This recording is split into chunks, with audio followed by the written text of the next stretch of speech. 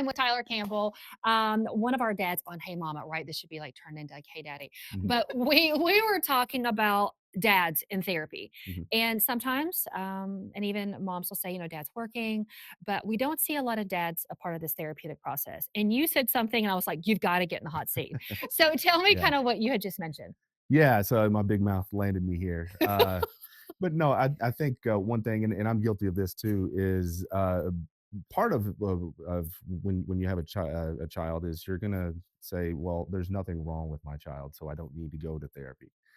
And then what I have discovered is that when your child does go to therapy and then you start to see some positive results, it's like, hey, this ostrich approach with my head in the sand is not benefiting me. It's not benefiting my family. It's not benefiting my child. So I think maybe it's just a male versus female brain, but we don't want to admit that there is a problem. But that's where you got to kind of break that down and say, okay, my child is not where they should be for whatever reason. And so admit that there is a problem first, and then you can start to unlock things and you'll see a noticeable difference in your child.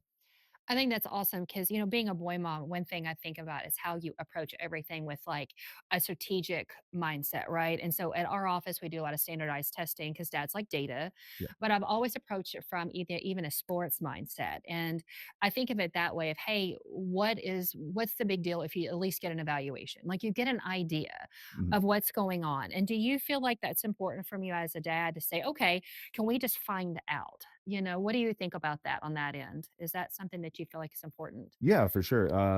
I can give an exact example of it. So, our 7-year-old, I can't believe it was you or my wife had brought it up that his eyes aren't tracking. I'm like, well, Mhm. his eyes are tracking just fine. What are you talking about? And then Yeah. you laid him down on his back, and then I think you had some like a ball on a string, and you were Yeah. moving it back and forth, and I could see his eyes were jumping. I'm like, huh, there's Mhm. nothing wrong here. Okay, so yeah, just to get that initial evaluation, that initial intelligence, and even if it's like a sports world before, let's say the NFL draft's going on right now, Yeah.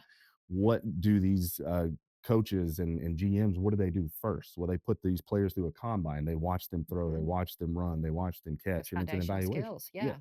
and then they can say, okay, I want that guy on my team, or I don't want that guy on my team. So Mhm. just the initial evaluation for your kid it actually is really important.